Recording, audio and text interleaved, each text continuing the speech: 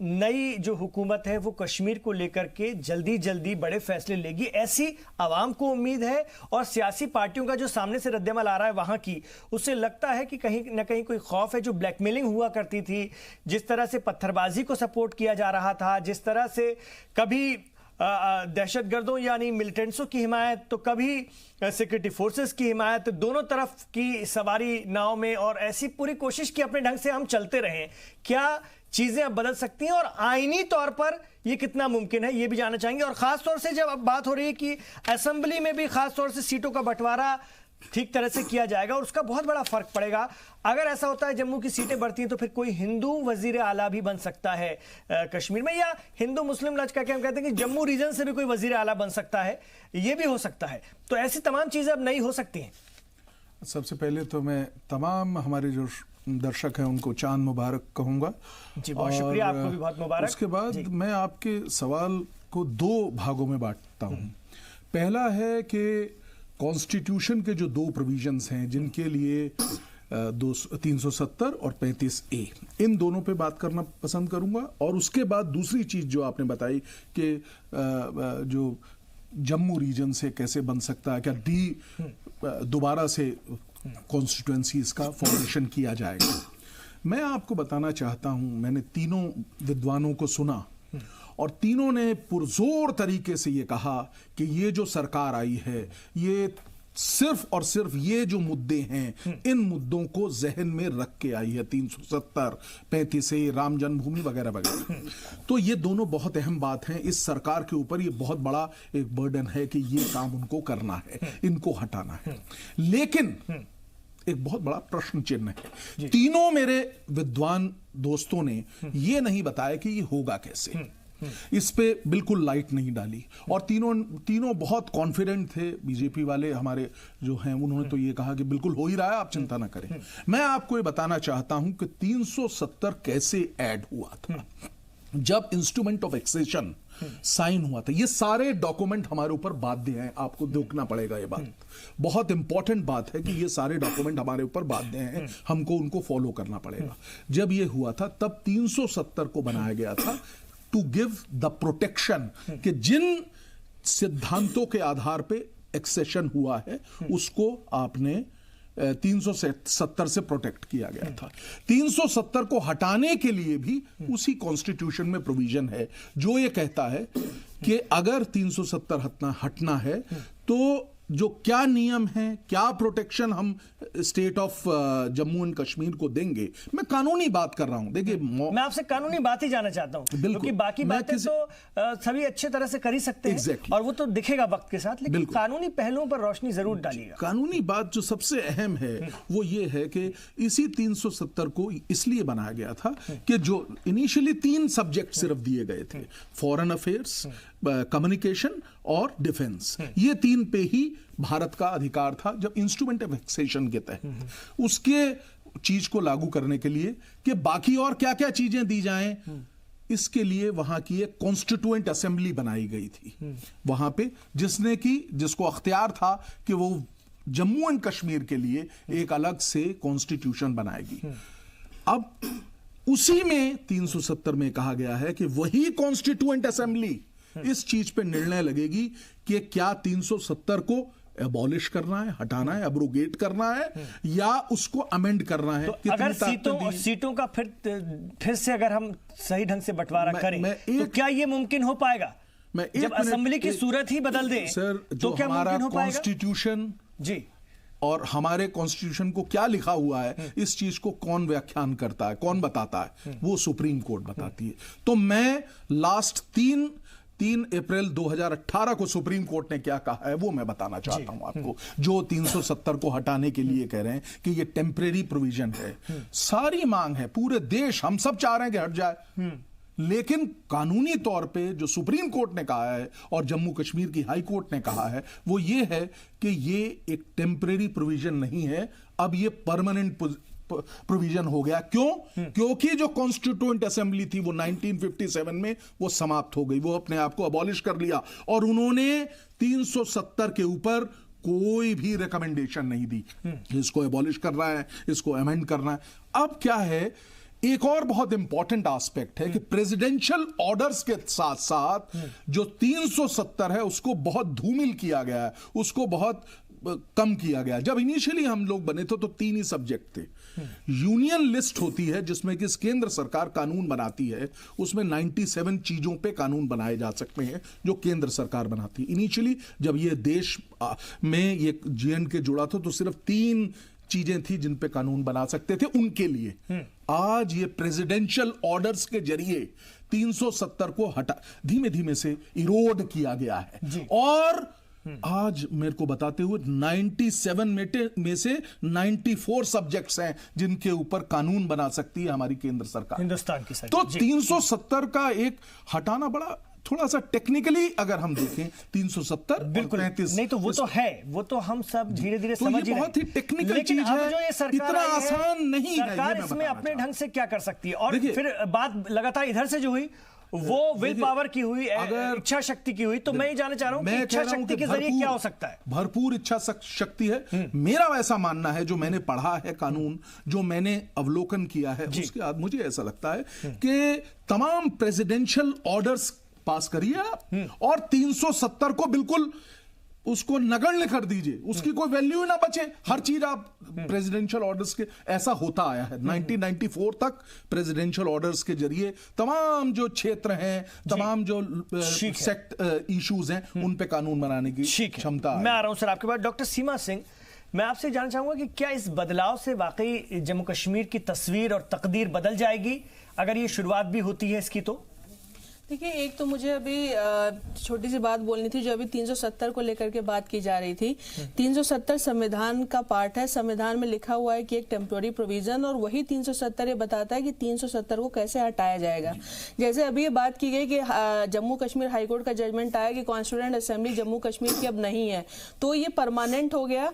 मेरे हिसाब से ऐसा बिल्कुल नहीं है, क्योंकि जब आपने कॉन्स्टिट्यूएंट असेंबली, तो ऑब्वियसली 1956 में कॉन्स्टिट्यूएंट असेंबली बैठी, 57 में जम्मू कश्मीर का कॉन्स्टिट्यूशन आया, उसी का जो प्रीवियस प्रोविजन है वो ये कहता है कि ये पावर वहां की असेंबली के हाथ में होगी। क्योंकि देखिए, कॉन्स्टिट्यूशन जो होता है ना, वो एक लिविंग ऑर्गन होता है।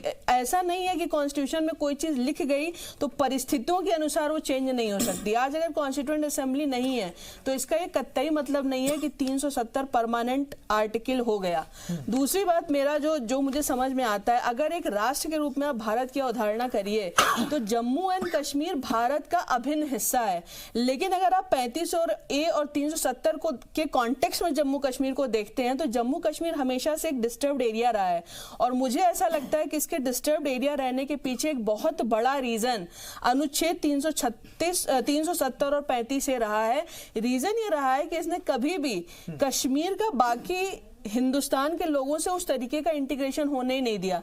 अगर कश्मीर में 370 ना होता तो कश्मीर भी शेष भारत की तरह आज एक शांत तो हम सब जानते हैं डॉक्टर सीमा जी, हम जानते हैं, लेकिन बीजेपी के मैनिफेस्टो में यह है, और बीजेपी की फुल मेजोरिटी की, उससे भी कई ज्यादा मेजोरिटी की सरकार, और एनडीए की तो उससे भी ज्यादा मेजोरिटी की सरकार क्या कर सकती है? नहीं, वही मैं आपसे कह रही हूं। देखिए, 35 से तक जहां तक है, 35 से प्रेसिडेंशियल ऑर्डर से आया है और 35 से प्रेसिडेंशियल ऑर्डर से जा सकता है। तो प्रेसिडेंशियल ऑर्डर से अगर 35 से चला जाता है तो वहां की समस्या काफी हद तक अपने आप खत्म हो सकती है। जहां तक 370 का सवाल है, 370 को हटाने के लिए जैसा अभी कहा जा रहा था कि पार्लियामेंट के दोनों सदनों में मेजॉरिटी चाहिए होगी, तो 370 के लिए तो हमें निसंदेह अभी इंतजार करना पड़ेगा। लेकिन जो मेरा विजडम कहता है, जो मेरी अंडरस्टैंडिंग कहती है, इस बार मोदी सरकार के लिए ये एक प्राइम एजेंडा होगा, क्योंकि अगर इस बार सरकार ने इसको नहीं हटाया तो लोग उनको खुद एक कटघरे में खड़ा करेंगे। और मुझे ऐसा लगता है कि सरकार धीरे धीरे भी नहीं, 35 को तो हटाने की तरफ बहुत तेजी से प्रयास करेगी, और इसलिए अमित शाह जी को लाया गया है। कुलकर्णी साहब कुछ कहना चाह रहे हैं, एक मिनट जनरल कुलकर्णी जी, फिर मैं आप लोगों की तरफ आ रहा हूं। जी, हम लोग कह रहे हैं प्रावधान, चंद एक चीजें हैं जो लोगों को खुद समझ में आ जाती हैं, धीरे धीरे समझने में भी आ जाएंगी। अब जैसे जो भी प्रावधान है, डुअल सिटीजनशिप है। अब आप डुअल सिटीजनशिप जब रखते हैं, आप देखेंगे कि कश्मीरी औरत जब कहीं किसी और बाहर शादी करती है, किसी और जो कश्मीरी नहीं है, she loses the citizenship of the state of J&K, और अगर वही औरत किसी दूसरे नागरिक पाकिस्तानी से शादी करती है तो पाकिस्तानी नागरिक can become the state of JNK। तो आप देखते हैं कि किस तरह के प्रावधान है और इसका किस तरीके से इस्तेमाल किया जा सकता है। वैसे जब ये डुअल सिटीजनशिप में जब हम बातचीत करते हैं, इस तरह के जो प्रावधान आते हैं उनसे जो नॉर्मल जो है एक्विजिशन ऑफ लैंड हुआ, investment in state of JNK हुआ, ये जब तक लोगों के खुद के समझ में नहीं आएगा कि क्योंकि ये प्रावधान है जिनके कारण उनके जो राइट्स हैं वो मारे जा रहे हैं, और ये जो चंद एक लोग हैं जो अमीर हैं आज की तारीख में, जिनके बच्चे जो हैं वो JNK में नहीं पढ़ते हैं बल्कि कहीं बाहर जाकर के पढ़ते हैं, दिल्ली, अमेरिका, इंग्लैंड, सब जगह जाकर के पढ़ते हैं,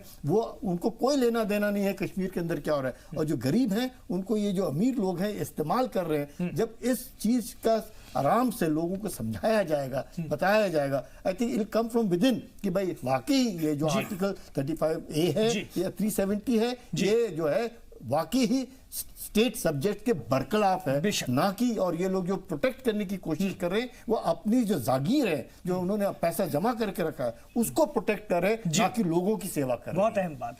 अनुराग वर्मा जी, सेपरेटिस्ट से तो ज्यादा अब ऐसा लग रहा है अलगाववादियों पर जो पिछले दिनों शिकंजे कसे गए पिछली इसी हुकूमत के पिछले दौर में, उनसे कहीं ज्यादा तो अब मेन स्ट्रीम की वहां की पार्टियां बेचैन है, ऐसा नजर आता है। देखिए जम्मू कश्मीर में जो वहाँ के अलगाववादी नेता थे, जो वहाँ राजनीतिक दल थे, उनका एक बहुत बड़ा एजेंडा ये कश्मीर कॉज को लेके दुनिया भर में जाके अपने लिए सिंपैथी बटोरना, अपनी बेसिकली नेतागिरी चमकाना उनका एक एजेंडा रहा है। कश्मीर की समस्या से और कश्मीर के लोगों की समस्या से उनका कोई डायरेक्ट कनेक्शन कभी नहीं रहा, ना उन्होंने उसको हल करने के लिए कोई प्रयास किया।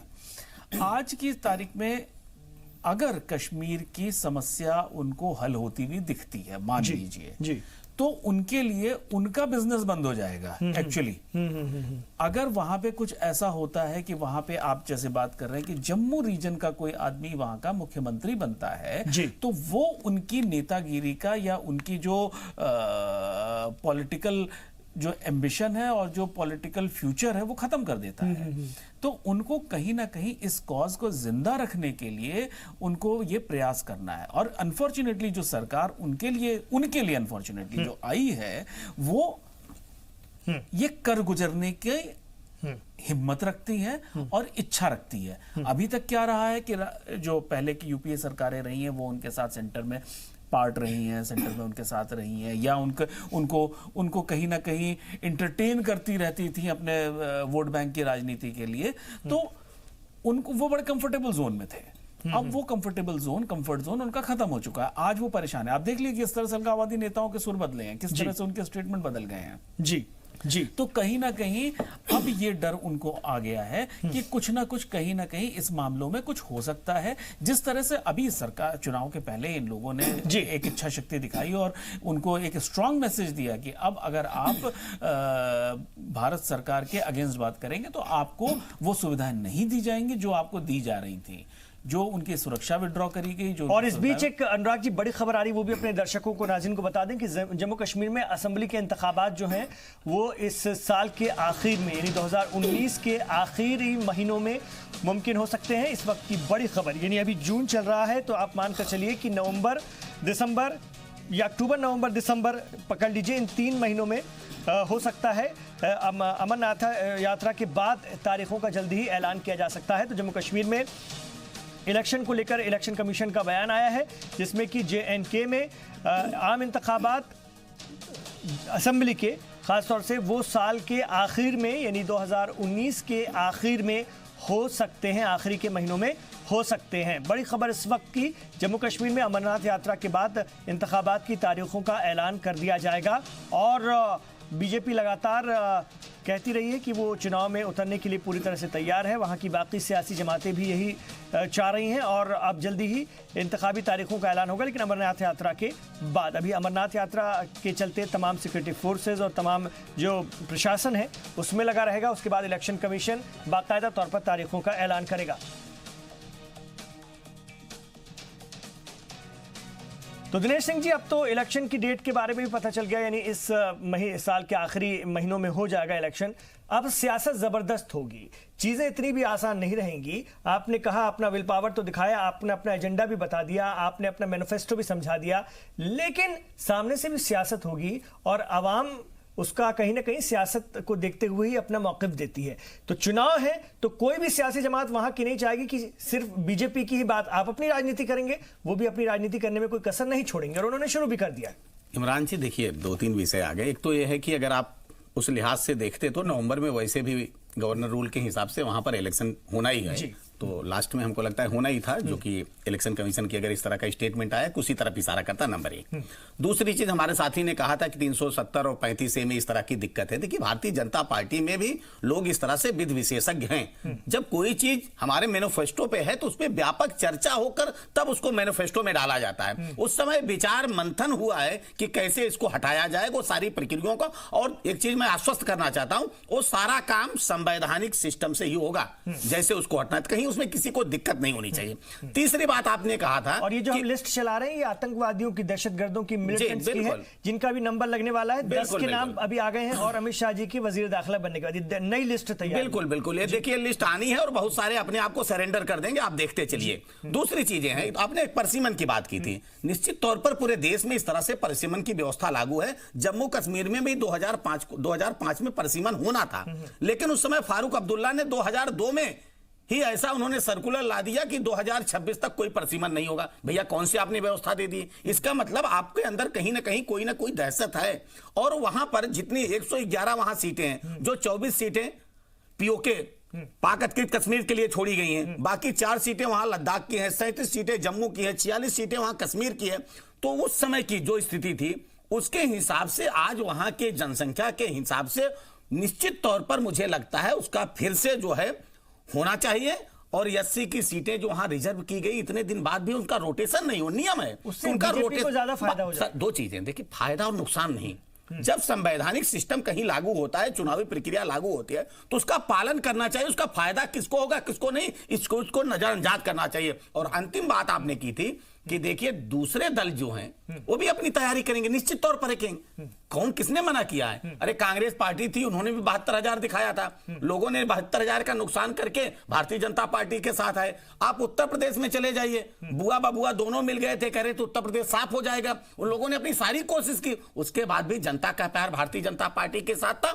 आप इस चुनाव में आप देखिएगा, देखिए जम्मू कश्मीर, जब आप जम्मू कश्मीर की बात करते हैं, जम्मू कश्मीर के विकास की बात करते हैं, तो इसका मतलब आपको जम्मू कश्मीर के आवाम का ख्याल रखना पड़ेगा। वहां के लोग भी अब चाहते हैं कि देश के बाकी हिस्सों में जैसे विकास हो रहा है, जैसे मुल्क तरक्की कर रहा है, वैसे भी जम्मू कश्मीर का भी विकास होना चाहिए। मेन स्ट्रीम में वो लोग जुड़ना चाहते हैं। सिर्फ एक कुछ सियासतदान हैं जो अपनी रोटियां सेकना चाहते हैं, अब उनकी रोटियां सेकने वाली नहीं है। जम्मू कश्मीर की जनता भी अब भारतीय जनता पार्टी के साथ आएगी और वो भी सहयोग करेगी। तो ये भी इस बातचीत के दौरान ही साफ हो गया। अभी इलेक्शन कमीशन के हवाले से जो बयान आया है कि इसी साल के आखिरी महीनों में इलेक्शन की तारीखों का ऐलान हो जाएगा, इलेक्शन हो जाएगा और अमरनाथ यात्रा के बाद तारीखों का ऐलान हो जाएगा। तो देखना दिलचस्प होगा। राजनीति भी इस पर जबरदस्त होगी और बीजेपी अपने मैनिफेस्टो के साथ किस तरह से आगे बढ़ती है। जो जबरदस्त मेजॉरिटी मिली उधर जम्मू कश्मीर में भी अपने आप को साबित करना है। तो देखना होगा दोनों तरफ से कैसी सियासत होती है और आवाम का कितना भला हो पाता है। बहुत बहुत शुक्रिया आप तमाम लोगों का इस चर्चा में हिस्सा लेने के लिए। बाकी